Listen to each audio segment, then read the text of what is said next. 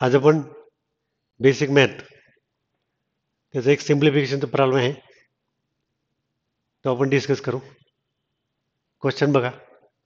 √2 + √3 upon √2 - √3 plus √2 - √3 upon √2 + √3 हे त्याचे option आहेत. 10 - 10 -4√6 आणि +4√6. तर मी याला सिम्प्लिफाय करतो.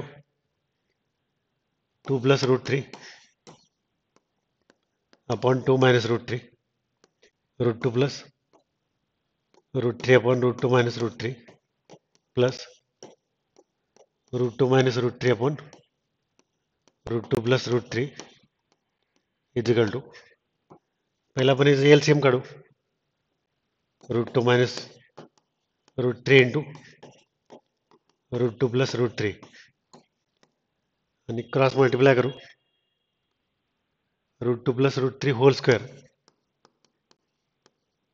Plus √2 - √3 whole square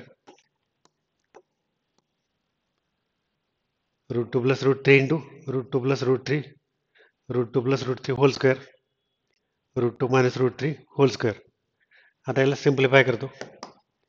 a + b bracket square a² plus twice ab plus b square a + b bracket square तिकडं a - b bracket square a² minus twice ab plus b square upon इथे एक formula आहे a - b into a + b इजिकल to a² - b square.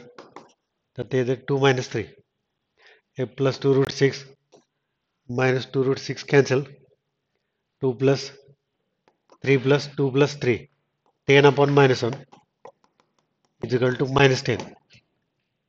तर हे त्याचं answer आहे -10. म्हणजे थोडक्यात काय तर आपण ह्याचं पहिल्यांदा एलसीएम काढलाय. एलसीएम काढल्यानंतर क्रॉस मल्टिप्लाय केलं. क्रॉस मल्टिप्लाय केलं तर इथं a + b चं स्क्वेअर येतं. या ठिकाणी इकडे a - b चं स्क्वेअर येतं.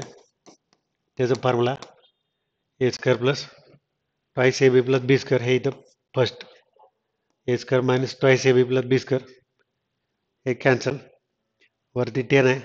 खाली परत फॉर्म्युला आहे a - b into a + b म्हणजेच a² - b स्क्वेअर ते 2 - 3 -1 10 अपॉन -1 म्हणजे -10 हे त्याचं आन्सर.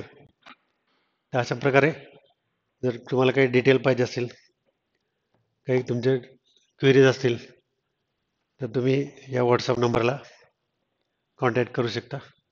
9422469519 असेच क्वेश्चन आपण डिस्कस करू.